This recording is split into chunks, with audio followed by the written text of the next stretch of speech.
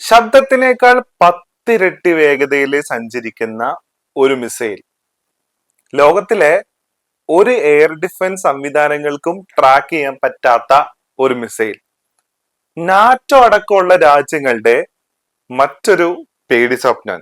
അതായത് സാത്താൻ കഴിഞ്ഞ നാറ്റോ അടക്കമുള്ള രാജ്യങ്ങളുടെ വേറൊരു പേടി സ്വപ്നം. അതാണ് റഷ്യയുടെ ഒറേഷ്നിക് മിസൈൽ എന്ന് പറയുന്നത്. 2024 ഉക്രൈൻ റഷ്യ ആക്രമണം നടന്നുകൊണ്ടിരിക്കുന്ന സമയത്ത് 2024 റഷ്യ ഈ ഒറേഷ്നിക് മിസൈലിനെ ഉക്രൈനിൽ പരീക്ഷിച്ചു എന്നാണ് പറയുന്നത്.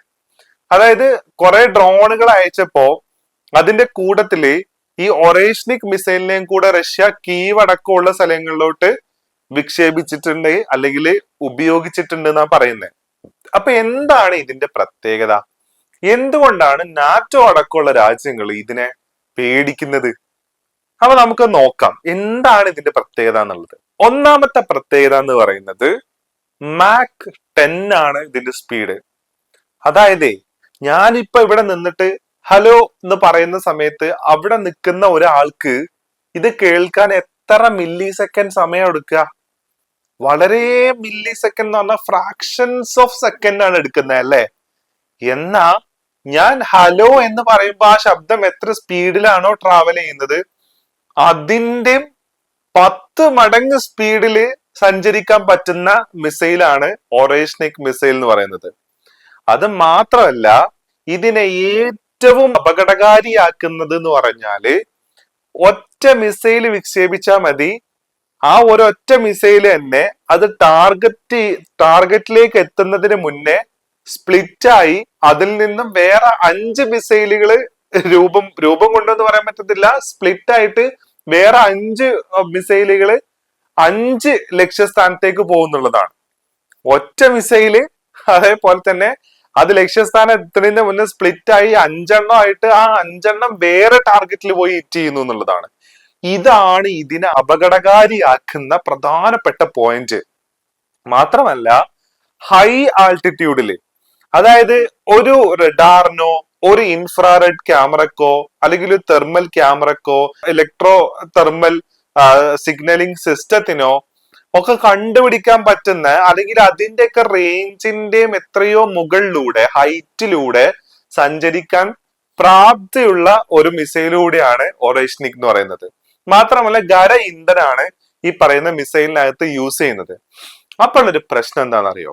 ഇപ്പോ ആരോ പാട്രിയോട്ട് എന്നൊക്കെ പറയുന്ന അമേരിക്കയുടെയും നാറ്റോയുടെ ഒക്കെ കയ്യിൽ, ഇസ്രായേലിന്റെ ഒക്കെ കയ്യിലുള്ള എയർ ഡിഫൻസ് സിസ്റ്റം, ആ സിസ്റ്റത്തിന് ഏറെക്കുറെ മിസൈലുകളൊക്കെ ടാർഗറ്റ് ചെയ്യാനും അതേപോലെ തന്നെ അറ്റാക്ക് ചെയ്യാനും ഡിഫെൻഡ് ചെയ്യാനും പറ്റും, ശരിയാണ്.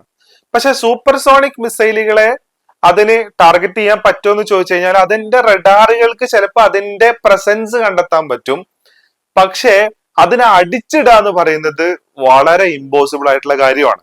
കാരണം ഈ ആന്റി എന്താ പറയാ മിസൈൽ സിസ്റ്റത്തിൽ യൂസ് ചെയ്യുന്ന ആ മിസൈല് സഞ്ചരിക്കുന്നത് മിക്കവാറും ഈ പറയുന്ന ബാലിസ്റ്റിക് മിസൈലുകളിനേക്കാളും കുറഞ്ഞ വേഗതയിലാണ് സഞ്ചരിക്കുക. അപ്പൊ കൂടുതൽ വേഗതയിൽ വരുന്ന ഒരു മിസൈലിനെ കുറഞ്ഞ വേഗതയുള്ള ഒരു മിസൈൽ കൊണ്ട് ആക്രമിക്കുക എന്ന് പറയുന്നത് ഇറ്റ്സ് നിയർലി ഇമ്പോസിബിൾ. അപ്പൊ അങ്ങനെ ഒരു പ്രശ്നമുണ്ട്. അപ്പൊ ഓൾറെഡി ഇങ്ങനെ ഒരു പ്രശ്നം നിലനിൽക്കുന്നുണ്ടല്ലോ.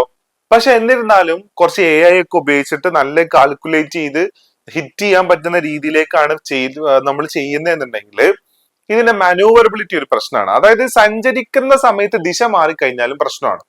ഇനി അതിനെയും ടാക്കിൾ ചെയ്തു എന്ന് വിചാരിക്കേ, അങ്ങനെ അമേരിക്കയിലോ ഇസ്രായേലിലോ ഇനി എവിടെയെങ്കിലൊക്കെ ഈ സാധനം വീഴാനായിട്ട് ഇങ്ങനെ വരികയാണ് കാണുന്നുണ്ടെന്നൊക്കെ വിചാരിക്കേ, എന്നിട്ട് നമ്മൾ അതിനെ ടാർഗറ്റ് ചെയ്തു, അതിന്റെ ഒരു ട്രജക്ടറി എങ്ങനെയാണെന്നുള്ളതൊക്കെ നമ്മൾ നോക്കി, ഏത് ദിശയിലൂടെ, ഇനിയിപ്പോ ഇത് സിവിലിയൻ കേന്ദ്രത്തിലാണോ വരുന്നത്, അതോ ഒരു മിലിറ്ററി ബേസിലോട്ടാണോ വരുന്നത്, അതോ ഒന്നുമില്ലാത്ത ഒരു സ്ഥലത്താണോ അത് വന്ന് വീഴാൻ പോകുന്നതൊക്കെ നോക്കിയിട്ട് എല്ലാ സേഫ്റ്റി എടുത്തിട്ട് എന്ത് ചെയ്തു, നമ്മള് ഇതിന് നേരെ മറ്റൊരു മിസൈൽ അയച്ചു എന്ന് വിചാരിക്കേ, അപ്പോഴായിരിക്കും ഇത് ടാർഗറ്റിലേക്ക് എത്തുന്നതിന് മുന്നേ സ്പ്ലിറ്റ് ആയിട്ട് വേറെ 5 മിസൈൽ ആയിട്ട് മാറാം.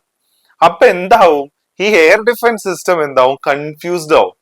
എന്തിനെ ടാർഗറ്റ് ചെയ്യണം, എന്തിനെ അറ്റാക്ക് ചെയ്യണം, എന്തിനെ ഹിറ്റ് ചെയ്യണം എന്നുള്ളത്.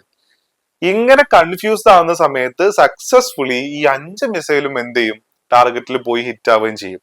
ഇതാണ് ഇതിനെ അത്യന്തം അപകടകാരിയാക്കുന്ന ഒരു ഒരു സിസ്റ്റം, അല്ലെങ്കിൽ അപകടകാരിയാക്കുന്നത് എന്നുള്ളതാണ് ഇതിന്റെ പ്രത്യേകത. അപ്പൊ ഇതിനെ അടിച്ചിടാൻ പറ്റുന്ന, ഇതിനെ ടാക്കിൾ ചെയ്യാൻ പറ്റുന്ന രീതിയിലുള്ള ഒരു സിസ്റ്റം ഒന്നും ലോകത്തുണ്ടോ എന്ന് ചോദിച്ചു കഴിഞ്ഞാൽ ഇല്ല എന്നുള്ളത് തന്നെയാണ്. 2026 ഉക്രൈനില് റഷ്യ ഈ ഒരു മിസൈലിനെ ഉപയോഗിച്ചിട്ടുണ്ട് എന്നാണ് പറയുന്നത്. മാത്രമല്ല ഇതിനകത്ത് ന്യൂക്ലിയർ വാർഹെഡിനെ കൂടെ റഷ്യക്ക് ഉപയോഗിക്കാൻ പറ്റും എന്നുള്ളതും കൂടിയാണ് ഇപ്പൊ പുറത്തു വരുന്ന റിപ്പോർട്ട്. അപ്പൊ അങ്ങനെ വന്നു കഴിഞ്ഞാൽ എന്താ, ഒറ്റ മിസൈൽ വിട്ടാൽ മതി 5 ന്യൂക്ലിയർ എന്താ പറയാ വാർഹെഡ് ആണ് ഡിഫറെന്റ് ആയിട്ടുള്ള ലൊക്കേഷൻസിലേക്ക് പോവുകയും ഹിറ്റ് ചെയ്യുകയും ചെയ്യുക എന്നുള്ളതാണ് ഇതിന്റെ ഒരു പ്രശ്നം. പിന്നെ പറഞ്ഞു വരുന്നൊരു കാര്യം, ഇത് ഉക്രൈനിൽ അവർ യൂസ് ചെയ്തു, പക്ഷെ എന്നിരുന്നാൽ കൂടെ ഡിറ്ററൻസിന് വേണ്ടിയിട്ടാണ് ചെയ്യുന്നത് എന്നുള്ളതാണ്. ഞങ്ങൾ അറ്റാക്ക് ചെയ്യേണ്ട, ഞങ്ങളുടെ കയ്യിൽ ഇങ്ങനത്തെ സാധനങ്ങളൊക്കെ ഉണ്ട്, ഇതൊക്കെ ഞങ്ങൾ ഉപയോഗിക്കും, ഞങ്ങളെ നേരെ വന്നു കഴിഞ്ഞാൽ വെറുതെ നിങ്ങൾ കളിക്കാൻ നിൽക്കണ്ട.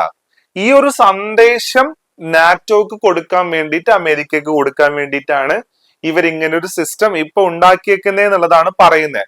USSRന്റെ കാലം മുതൽ ഇവർ ആലോചിച്ച് തുടങ്ങിയതാണ് ഇങ്ങനെ ഒരു സിസ്റ്റം.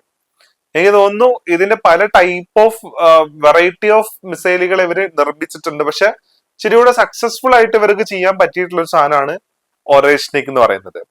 അപ്പോ നാറ്റോക്ക് പേടിക്കാൻ റഷ്യയിൽ നിന്നും 2 സിസ്റ്റം ആണുള്ളത്. ഒന്ന് സാത്താനും പിന്നെ ഒന്ന് ഒറേഷ്നിക്കും ആണ് എന്നുള്ളതാണ്.